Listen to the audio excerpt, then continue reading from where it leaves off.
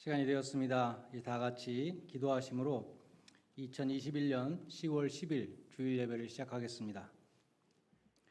시와 찬송과 신령한 노래들로 서로 화답하며 너희의 마음으로 주께 노래하며 찬송하며 범사의 우리 주 예수 그리스도의 이름으로 항상 아버지 하나님께 감사하며 그리스도를 경외함으로 피차 복종하라. 아멘. 성도들이 드리는 예배를 기쁘게 받으시는 하나님 아버지, 찬송과 영광을 올려드립니다.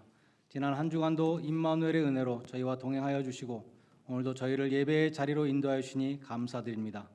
우리 예배가 성령님의 인도하심을 따라 진리 안에서 드리는 예배가 되게 하여 주시고 우리를 향하신 하나님의 사랑과 구원의 은혜를 깊이 깨닫게 하여 주시옵소서. 예수님의 이름으로 기원드리옵나이다. 아멘.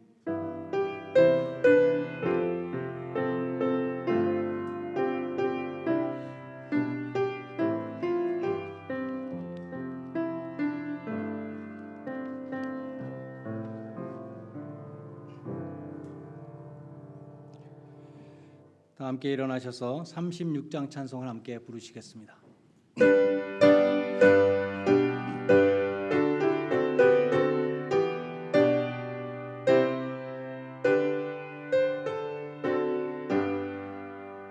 주 예수 이름 높이여 다 찬양하여라.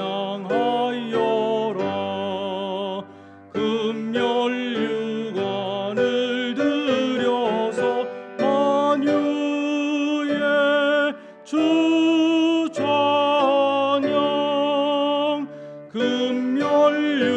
금멸유관을 들여서 만유의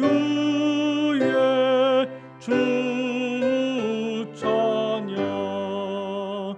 주 예수 당한 고난을 못 잊을 죄인아, 내 귀한 법에 바쳐서 만유의 주 찬양. 내 귀한 법에 바쳐서 만유의 주 찬양.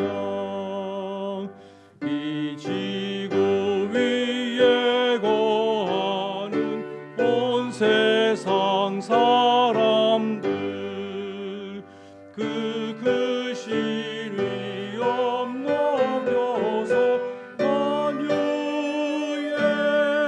주 찬양. 그 신위엄 높여서 만유의 주 찬양. 주 믿는 성도 다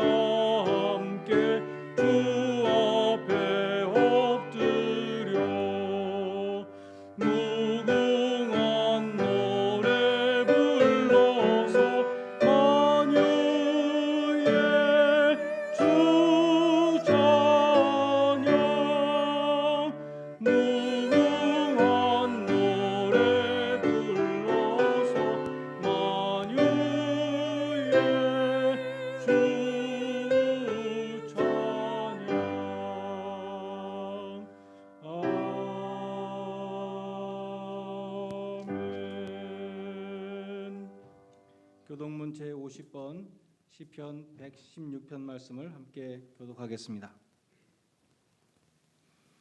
여호와께서 내 음성과 내 간구를 들으심으로 내가 그를 사랑하는도다.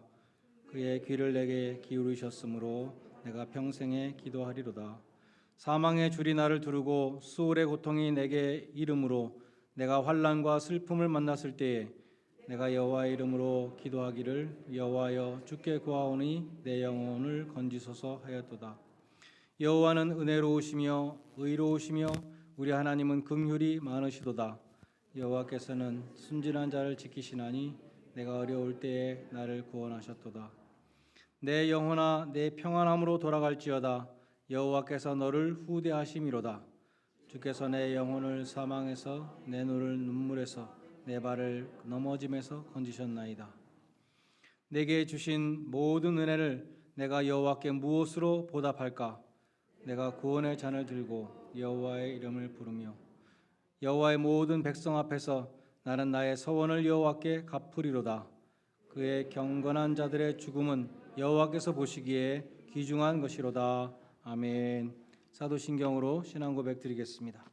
전능하사 천지를 만드신 하나님 아버지를 내가 믿사오며 그 외아들 우리 주 예수 그리스도를 믿사오니 이는 성령으로 잉태하사 동정녀 마리아에게 나시고 본디오 빌라도에게 고난을 받으사 십자가에 못 박혀 죽으시고 장사한 지 사흘 만에 죽은 자 가운데서 다시 살아나시며 하늘에 오르사 전능하신 하나님 우편에 앉아 계시다가 저리로서 산자와 죽은 자를 심판하러 오시리라. 성령을 믿사오며 거룩한 공회와 성도가 서로 교통하는 것과 죄를 사하여 주시는 것과 몸이 다시 사는 것과 영원히 사는 것을 믿사옵나이다. 아멘. 자리에 앉으셔서 540장 찬송을 함께 부르시겠습니다.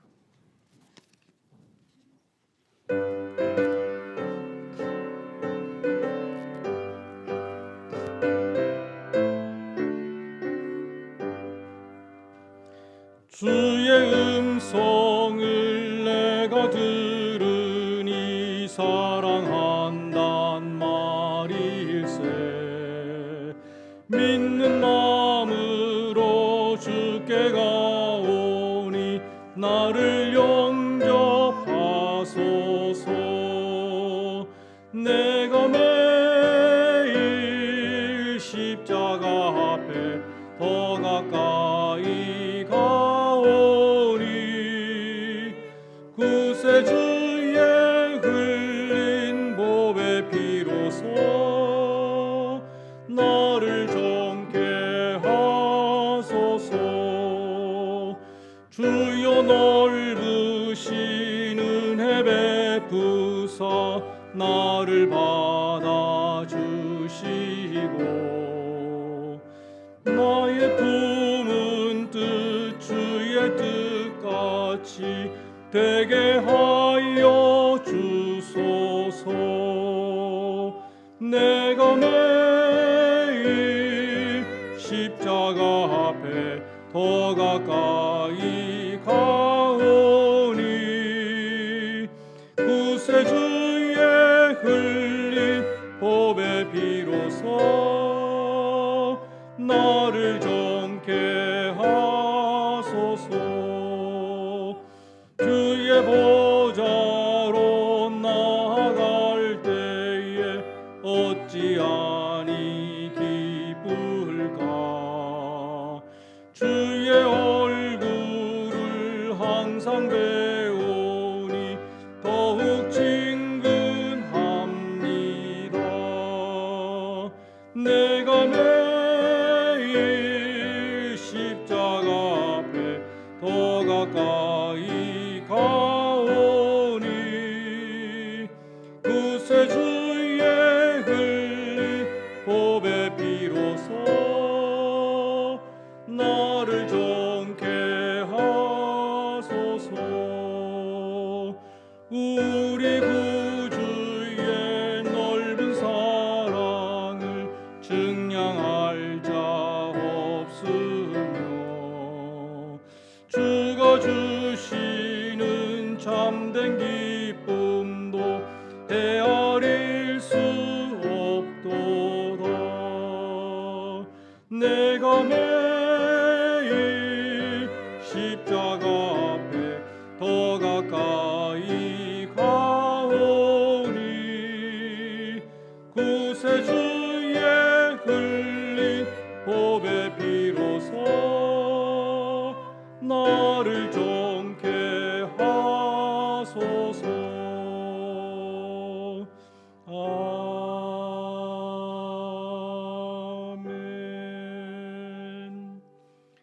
서민호 집사님의 인도로 함께 기도하시겠습니다.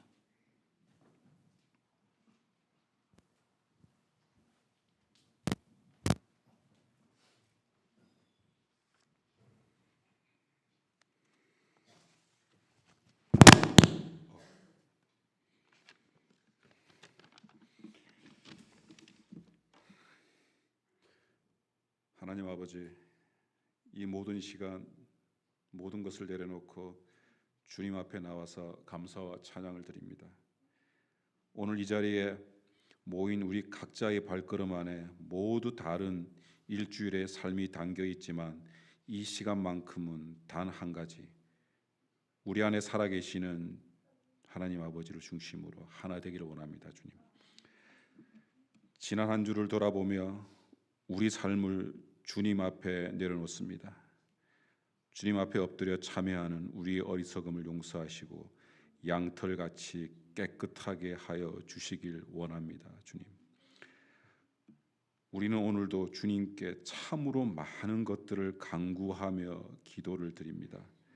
그때마다 아버지의 마음으로 우리의 작은 한숨에도 귀 기울여 주시는 주님, 참으로 감사합니다. 항상 기도하라 말씀하시는 주님, 숨 쉬듯 잊지 않고 아버지 주님을 찾게 하여 주십시오. 그리고 우리의 기도를 또한 바른 길로 인도하여 주시기를 소원합니다. 우리의 기도가 세상 것들에 치우치게 하지 않고 세상에서 높아지고 편안해지는 것들을 구하기보다는 주님의 나라가 임하고 주님의 은혜를 더욱더 열심히 간구하는 우리들이 되게 하여 주십시오. 주님,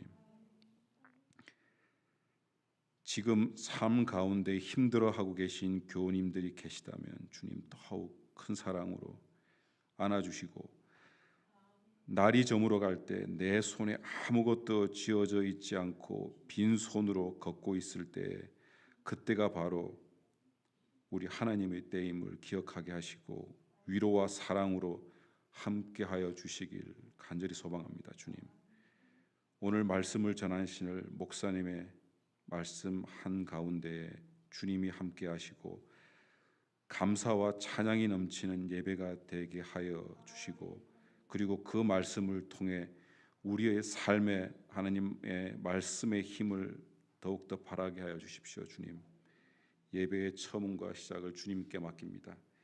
이 모든 말씀 우리의 아버지 되신 하나님의 이름으로 간절히 기도드렸습니다. 아멘.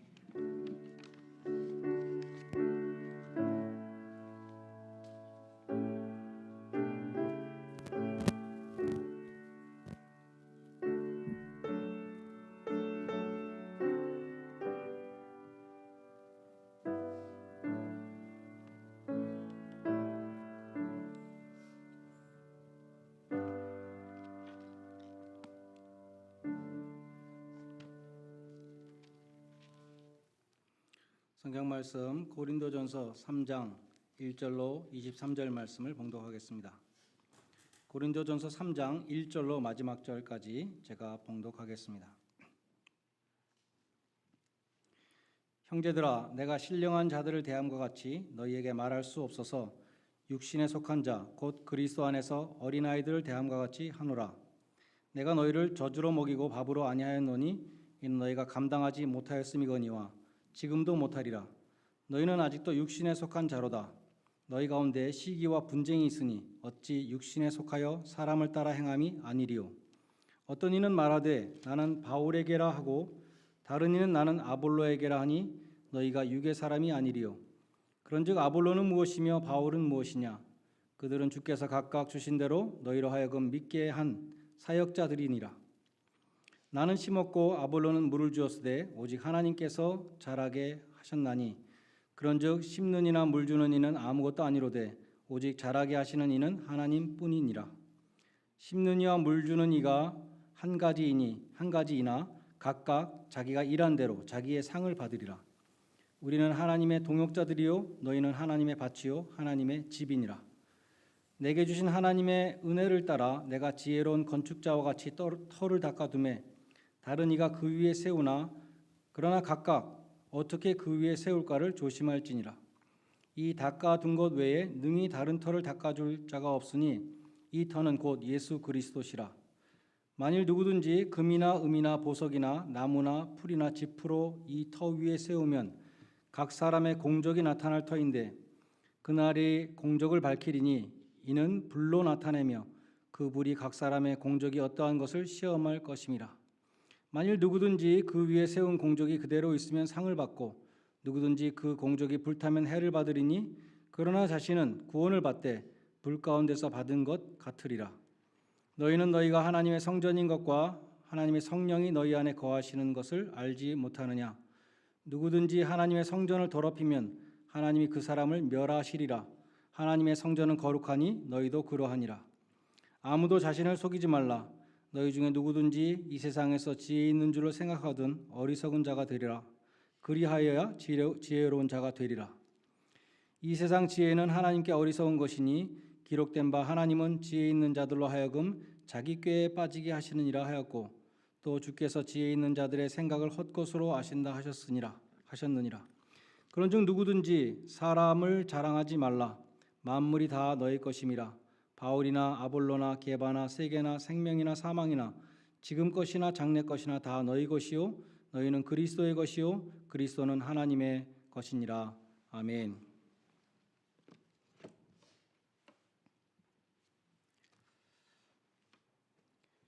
오늘 본문 3장 1절에 보면 신자를 두 부류로 나누고 있습니다.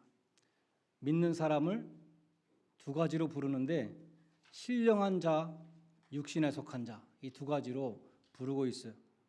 신령한 자라는 것은 헬라어로 뉴마티코스라는 건데 뉴마, 이 영, 사람의 영도 되고 하나님의 성령도 되는 이 뉴마에서 나온 단어입니다. 영어로는 간단히 the spiritual, 영적인 사람 이렇게 말할 수 있겠죠. 육신에 속한 자는 헬라어로 사르키노스라는데 사르크스라는 단어에서 나왔습니다. 킹 제임스는 the carnal, 육신적인 혹은 세속적인 인간 이렇게 번역을 했어요. 이 3장 1절이 지금 두 가지로 사람들을 나눈다 그랬는데 신자들을 나누는 것입니다. 신령한 자와 육신에 속한 자 둘 다 거듭난 사람이라 그랬죠. 그럼 뭘 기준으로 이렇게 두 가지로 나누는가? 그것은 성숙도입니다. 신령한 자는 성숙한 신자이고 육신에 속한 자는 미숙한 성도입니다. 바울은 1절에서 그들을 베이비들이라고 어린아이들이라고 부르고 있습니다. 3절은 그 어린아이 같은 사람들은 교회 안에서 무엇을 하는가? 시기와 분쟁을 일으킨다고 말씀합니다.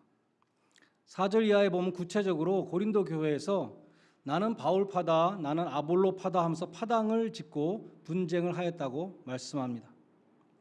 주님을 중심으로 하나가 되는 것이 아니라 사람을 중심으로 분쟁하는 것이 육체의 지배를 받는 미숙한 신자들의 모습인 것입니다. 이 사도 바울이 성령과 육체를 대비할 때는 그 육체는 우리 몸이 아니고 죄성을 가리켜요. 그래서 많은 영어 성경들은 sinful nature, corrupt nature, lower nature 이런 식으로 번역을 한 성경들이 많이 있습니다. 갈라디아서 5장에 보면 성령의 9가지 열매와 육체의 일들, 죄성의 일들이 대조되어 있어요.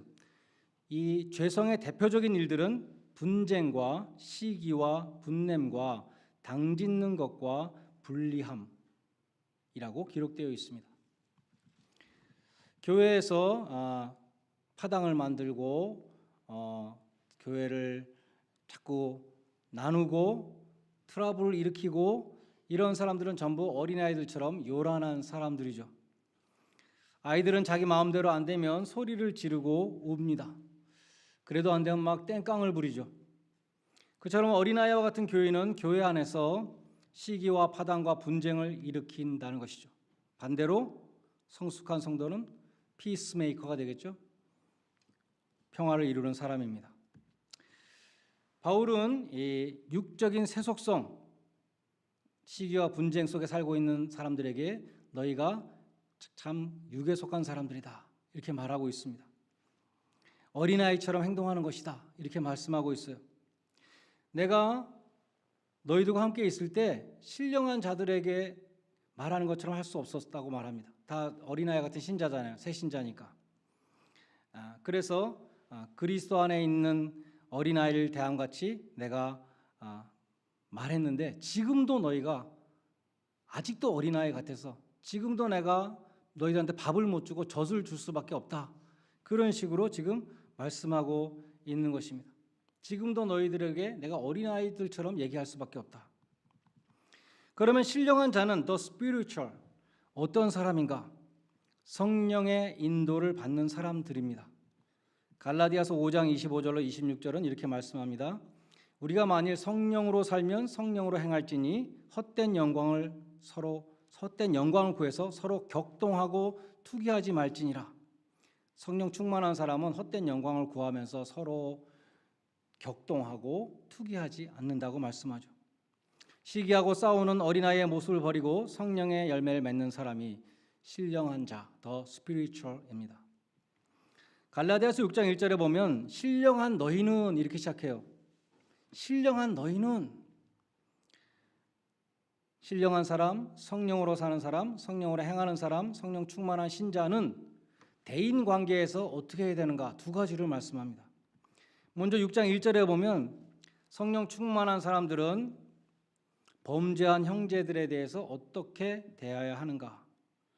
형제가 과오를 범하고 실수를 범했을 때 성령의 인도하심을 받는 너희들은 어떻게 해야 하는가? 이렇게 말씀합니다. 온유한 심령으로 그러한 자를 바로잡고 내 자신을 돌아보아 너도 시험을 받을까 두려워하라. 그 사람을 향해서는 온유한 심령을 가지고 너 자신에 대해서 너 자신을 바라보라고 말씀하는 것이죠. 그런데 소위 성령 충만하다고 자부하는 사람들이 죄를 범한 형제들에게 흔히 어떤 자세를 취합니까? 오래 믿은 사람, 신앙 좋다고 하는 사람들은 정죄하는 태도를 많이 취하잖아요. 바리새인의 자기 의로 형제를 정죄합니다. 정죄는 오직 하나님만이 하실 수 있다. 예수님도 나도 너를 정죄하지 않는다. 가늠한 여인을 정죄하지 않으셨습니다. 과오를 범하고 실수한 지체를 온유한 심령으로 받아주는 것이 바로 잡아주는 것이 주님의 방법이고 성령 충만한 신령한 사람의 태도라는 것입니다. 이어지는 갈라디아서 6장 2절은 너희가 서로 짐을 지라 그리하여 그리스도의 법을 성취하라 이렇게 말씀합니다. 성령으로 살고 성령으로 행하는 신령한 사람들은 형제와 함께 멍에를 지는 사람입니다. 짐을 서로 지는 사람. 그것이 그리스도의 법이라고 말씀합니다. 우리는 주님을 본받아서 형제의 짐을 서로 져야 합니다. 그것이 성령 충만한 사람들이 해야 할 일인 것입니다. 이 두 가지를 말씀하는데 여러분은 스스로 어떤 사람이라고 생각하세요? 여러분은 젖먹는 어린아이의 믿음을 넘어설 수 있기를 바랍니다. 당을 지어서 분쟁을 일삼는 그러한 육신에 속한 자가 되지 마시기를 바랍니다. 그리스도의 장성한 분량에 이르도록 자라는 성령 충만한 성도들이 다 되시기를 축원합니다. 그처럼 교회에서 분쟁과 시기를 일으키는 베이비가 아니라 교회에서 잘 섬기는 성도가 되기 위해서 성령 충만한 성도가 되기 위해서 꼭 필요한 것이 하나 있는데 그것은 교회에 대한 바른 이해입니다. 교회관. 교회에 대해서 바로 이해할 때 우리는 교회를 잘 섬기는 사람이 될 수 있는 거예요. 교회에 대해서 잘못 이해하는 사람이 교회 안에서 시기와 파쟁, 분쟁을 일으키게 된다는 것입니다. 그래서 사도 바울이 오늘 본문에서 고린도전서 3장에서 교회를 세 가지로 비유하고 있습니다. 교회에서 분쟁을 피하고 하모니와 유니티를 이루어야 되는 이유를 세 가지 메타포를 통해서 지금 설명하고 있어요. 그 세 가지가 뭐냐면 하나님의 집, 하나님의 밭이죠. 첫 번째 하나님의 밭이고 두 번째 하나님의 집, 세 번째 하나님의 성전입니다. 먼저 5절로 9절은 고린도 교회를 하나님의 밭으로 말씀합니다. 나는 씨를 뿌린 자다. 내 뒤에 온 바울은 물을 줬다. 다 농사꾼들이라는 것이죠. 그런데 자라게 하신 이는 오직 하나님이시다. 근데 너희가 나는 바울 파다, 나는 아볼로 파다 이렇게 파당을 이루는 것이 얼마나 어린아이 같은 행동인가라고 말씀하는 것입니다. 사도 바울은 말합니다. 나와 아볼로는 사역자들이다. 5절에서 servant, 9절에서는 동역자다. 우린 경쟁자가 아니고 동역자다라고 말씀합니다. 찰스 스윈덜 목사님은 이렇게 비교한 걸 봤어요. 바울과 아볼로는 서로 인디펜던트가 아니다. 서로 너는 너 나는 나가 아니라는 것이죠. 서로 인터디펜던트다. 서로 의존하는 관계이고 두 사람 다 dependent on God, 하나님 앞에 의존하는 관계이다. 이렇게 비교했습니다. 첫 번째가 밭이고 10절로 15절은 고린도 교회를 집으로 비유합니다. 바울은 맨 처음에 고린도 교회 시작했으니까 터를 닦았다고. 그 터는 예수 그리스도다. 예수 그리스도의 복음을 전해서 터를 닦았고, 아볼로를 비롯해서 후임 목회자들은 그 터 위에 집을 세우는 사람으로 비유했습니다. 바울 자신이 지혜로운 건축자와 같이 예수 그리스도의 복음으로 기초를 잘 놓았으니 후임 사역자들도 좋은 재료로 집을 세워나가야 된다고 비유한 것이죠. 12절에 보면 좋은 재료들과 나쁜 재료들, 안 좋은 재료들이 나옵니다. 좋은 재료로 집을 지으면 주님이 오셔서 불로 심판하실 때에 그 세운 공력이 그대로 있을 것이다. 공력은 영어로 work입니다. 그 한 일이, 그 세운 집이 끄떡없이 잘 서 있을 거라는 거죠. 그래서 그 건축자가 상을 받을 것이라고 말했습니다. 반대로 안 좋은 재료로 집을 지으면 불시험 가운데 불에 다 타버리고 날아갈 것이다. 이렇게 말씀합니다. 그럼에도 그 안 좋은 재료로 집을 지은 건축자는 구원을 받을 거다. 이렇게 말씀을 해요. 여러분, 옛날에 우리 아이들한테 읽어주던 그림책 가운데 아기 돼지 삼형제라는 그림책을 기억하시나요? The Three Little Pigs. 한국말로도 옛날에 제가 우리 아들한테 읽어줬던 기억이 나는데, 돼지 삼형제가 있었잖아요. 집을 짓습니다. 큰형은 지푸라기로 집을 짓고, 둘째는 나무로 집을 짓고, 셋째는 벽돌로 집을 지었죠. 늑대가 와서 그 집을 이제 불어버리죠. 훅 하고 막 불어버리는데 지푸로 진 집도 날아가고 나무로 진 집도 날아갔죠. 그래서 이 첫째, 둘째가 다 셋째 돼지 집으로 막 도망을 가죠. 벽돌로 지은 튼튼한 집에 다 도망을 가는데 거기는 늑대가 와서 아무리 불어도 끄떡없이 서 있었다는 얘기죠. 안 좋은 재료로 집을 지었던 그 돼지들도 구원은 받았다는 것입니다. 굉장히 비슷한 면이 있는 것 같아요. 그러나 그들이 세운 집은, 안 좋은 재료로 세운 집들은 다 무너지고 말았죠. 오늘날 우리에게 적용한다면 좋은 것으로 주님의 교회를 섬기는 사람도 있고 안 좋은 것으로 주님의 교회를 섬기는 사람도 있습니다. 오늘 본문에 보면 그처럼 안 좋은 것으로 주님의 교회를 섬기는 사람도 구원을 얻는다고 말씀해요. 예수 그리스도의 터 위에 세워진 교회를 위해서 일했기 때문이죠. 그런데 이렇게 말씀합니다. 자신은 구원을 받되 불 가운데 받은 것 같으리라. 불타는 집에서 겨우 구출받은, 막 끌어가지고 말이죠, 그런 모습으로 비유하면서 부끄러운 구원을 말씀하고 있습니다. 예전에 한국에서 부흥사 목사님들이 설교하시면서 부끄러운 구원을 얻은 사람은 천국에서 개털 모자를 쓰게 될 거다, 그런 얘기를 제가 들은 적이 있어요. 다른 사람들은 다 빛나는 면류관을 쓰고 있는데 여러분 혼자 개털 모자 쓰고 있으면 얼마나 창피하겠어요. 막 이런 설교하신 걸 제가 들었습니다. 제가 설교를 준비하면서 인터넷으로 개털 모자를 구글해 봤어요. 그랬더니 LA에서 목회하시는 어떤 목사님이 2013년에 신문에 기고한 글이 있더라고요. 개털 모자에 대해서. 제가 그래서 소개해 드리려고 합니다. 이분의 글입니다. 로스앤젤레스에서 한인타운에 교회를 설립하고 2, 3년 정도 지났을 때 60이 넘으신 할머니 한 분이 교회를 찾아오셨습니다. 전 여기서 걸렸어요. 요새 60 넘으면 할머니인가요? 할머니는 적어도 90살은 돼야 돼요. 90살. 60 넘은 할머님, 저도 할아버지, 굉장히 여기 좀 안 좋았어요. 몇 개월 동안 아무 말 없이 교회를 다니시다가 어느 날 신방을 했을 때 교회 출석 동기를 말씀하시는 것이었습니다. 북한이 고향이신 할머니는, 이상해요. 할머니는 한국 전쟁으로 고향을 떠나 실향민으로 서울에서 사시다가 1970년 초 미국에 유학으로 온 아들의 초청으로 이민을 오셨습니다. 교회에 대한 기억은 어린 시절 잠시 교회에 다녔던 기억이 전부였습니다.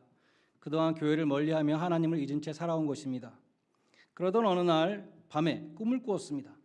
일상적인 꿈은 잠에서 깨어나면 쉽게 잊어버립니다. 그런데 그날의 꿈은 시간이 가도 생생한 것입니다. 꿈인데도 생시보다 더 분명하고 더 실감나게 느껴졌기 때문입니다. 꿈의 내용은 이런 것이었습니다. 할머니가 세상을 떠나 천국에 들어갔습니다. 제일 먼저 안내를 받아 간 곳은 주님 앞이었습니다. 예수님은 할머니에게 사랑하는 딸아 그동안 수고 많았다 하시면서 친히 할머니의 머리에 개털 모자를 씌워 주셨습니다. 그것을 받는 순간 너무 좋아서 뭐라 표현할 수 없는 기쁨이 샘솟았습니다. 할머니는 예수님을 위해서 세상에 사는 동안 한 일이 아무것도 없는데 그런 자신에게 분에 넘치는 대접과 상을 주신 것이 너무 기뻤습니다. 만왕의 왕이시며 천국의 주인이신 예수님이 친히 자신을 기억해 주시고 초청해 주실 뿐만 아니라 손수 머리에 개털 모자를 씌워 주셨기 때문입니다. 그런데 기쁨은 잠시였습니다. 예수님께 개털 모자를 받아 쓰고 주님의 곁을 떠나 천국의 아름다운 황금길을 걸을 때에 수많은 사람들을 만나게 되었습니다. 그렇게 많은 사람들이 다 머리에 모자를 쓰고 있는데 할머니의 모자와 같은 모자를 쓴 사람은 한 사람도 없었습니다. 모두가 다 빛나는 면류관을 쓰고 있었습니다. 모자를 쓰지 않은 사람은 한 사람도 없었습니다. 그가 만나는 사람마다 빛나는 면류관을 쓰고 있었습니다. 그 순간 자기 머리에 쓴 그 모자가 자랑스러운 모자가 아님을 깨닫게 되었습니다. 그럼에도 불구하고 누구 하나 할머니의 머리에 쓴 그 개털 모자를 보면서 조롱하는 사람이나 비난하는 사람은 없었습니다. 그런데 정작 본인은 말할 수 없는 부끄러움을 느끼게 된 것입니다. 그때부터 시작된 교회 생활은 세상을 떠나시기까지 변하지 않으셨습니다. 세례를 받으시고 집사로 직분을 감당하시다가 마지막에는 시무권사로 10년을 충성스럽게 섬기시고 10수년 전에 주님의 부르심을 받으셨습니다. 라는 내용이었어요. 저도 이걸 읽으면서 우리 로드아일랜드 중앙한인교회 모든 성도님들도 한 분도 빠짐없이 좋은 것으로 주님을 섬기시고 빛나는 면류관을 받으시기를 간절히 소원합니다. 마지막으로 16절과 17절은 고린도 교회를 하나님의 성령이 거하시는 성전으로 비유합니다. 첫 번째 밭, 두 번째 집, 세 번째 성전. 앤드류 윌슨 목사님은 이 세 가지 비유가 점점 고조되는 것이라고 이렇게 설명을 했습니다.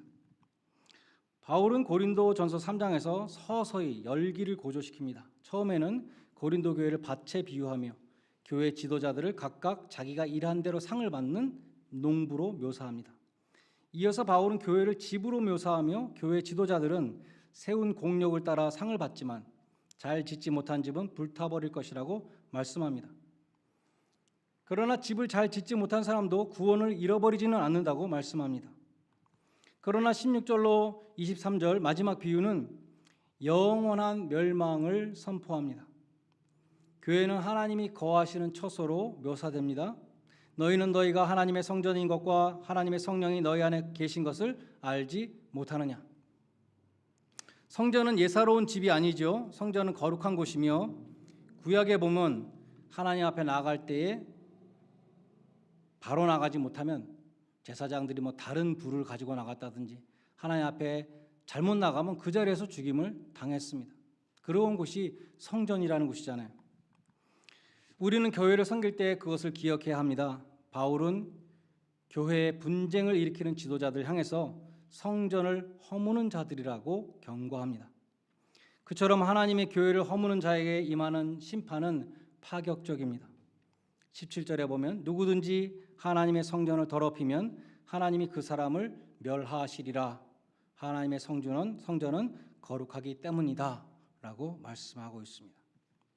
바울은 성도들에게 영원한 파멸을 경고하는데 집을 잘 못 지은 사람도 구원을 다 받아요. 근데 하나님의 교회를 파괴하는 사람, 영어 성경에 보면 디스트로이 하는 사람을 하나님이 디스트로이 할 것이다. 둘 다 디스트로이. 하나님의 교회를 파괴하는 사람에 대해서는 하나님이 용서하지 않는다고 말씀하고 있습니다. 신약 성경은 여러 곳에서 교회를 성전에 비유하죠. 대표적으로 에베소서 2장 22절에 이렇게 말씀합니다. 너희도 성령 안에서 하나님의 거하실 처소가 되기 위해서 예수 안에서 함께 지어져 간다. 교회가 하나님의 성전으로 지어져 간다. 진행형입니다. 지금도 지어져 가고 있습니다. 그러므로 우리가 교회를 섬기고 교회를 위해서 드리고 교회에 헌신하는 그 모든 것이 다 성전을 세우는 행위가 되는 것입니다.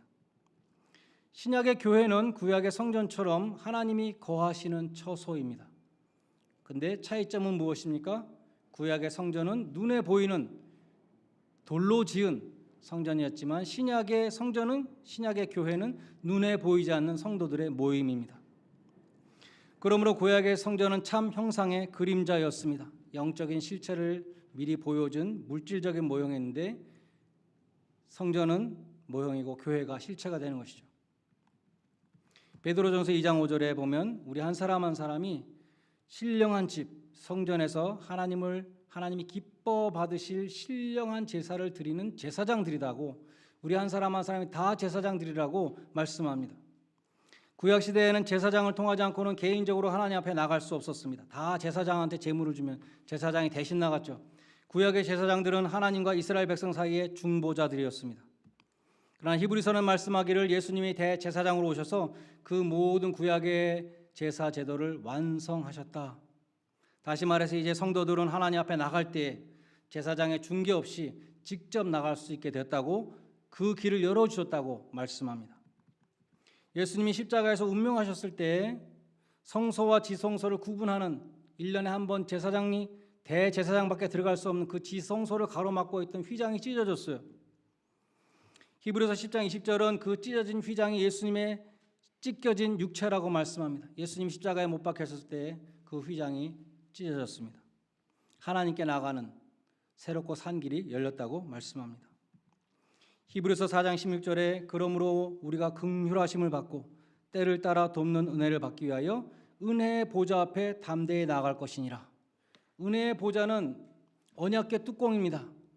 지성소 안에 있는 그 커튼 뒤에 있는 언약궤 그 커버가 mercy seat, 은혜의 보좌예요.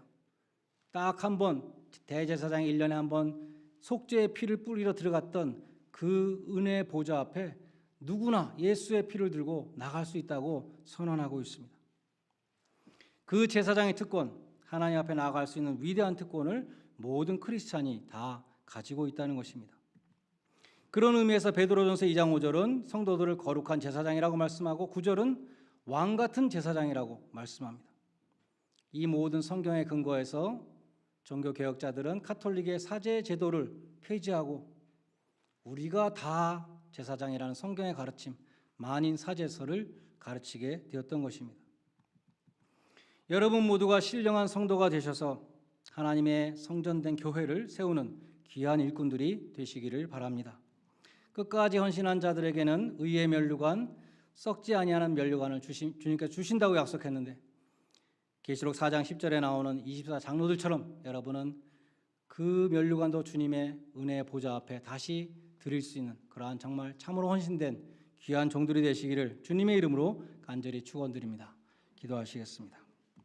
하나님 아버지, 우리 한 사람 한 사람이 교회의 머리 대신 그리스도의 장성한 분량에 이르기까지 자라기를 소원합니다. 어린아이와 같이 시기와 분쟁을 일삼는 트러블 메이커가 아니라 성령의 열매를 맺는 신령한 성도들이 되게 해주시고 하나님의 교회를 허무는 자들이 아니라 세우는 자들이 되게 하여 주시옵소서. 예수님의 이름으로 기도드리옵나이다. 아멘. 찬송가 208장 부르시면서 헌금하는 순서를 갖겠습니다.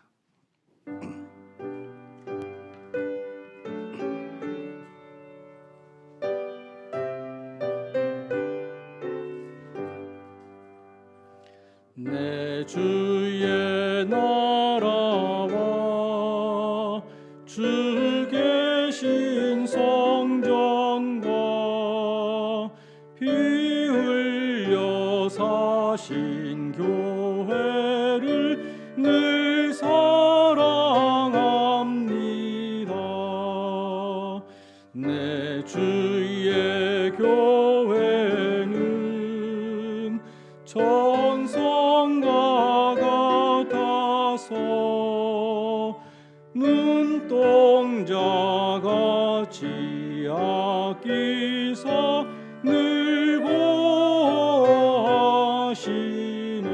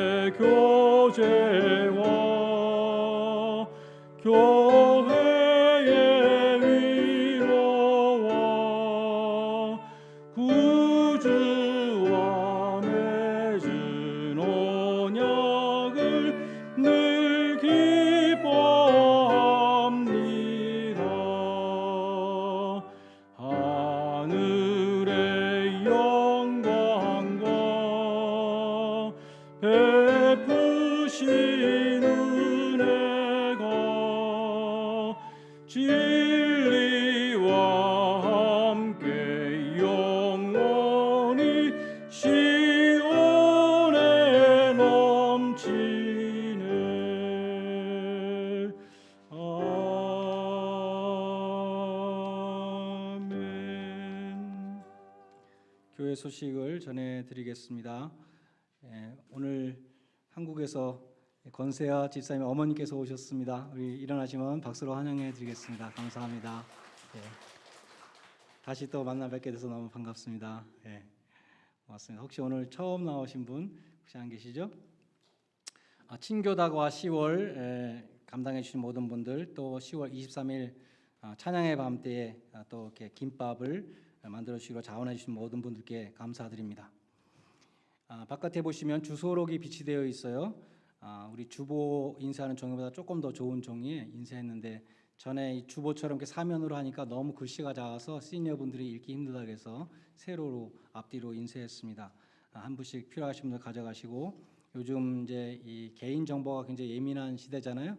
여러분 가정에서 교인들과 연락할 때만 사용하시고 밖으로는 유출되지 않도록 주의해 주시면 감사하겠습니다.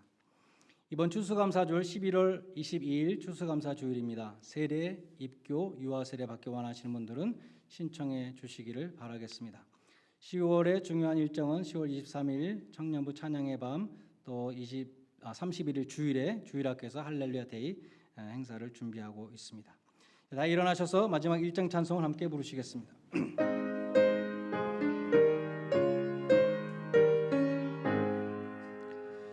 만복의 근원 하나님, 온 백성 찬송 드리고 저 천사여 찬송하세. 찬송 성부 성자 성령.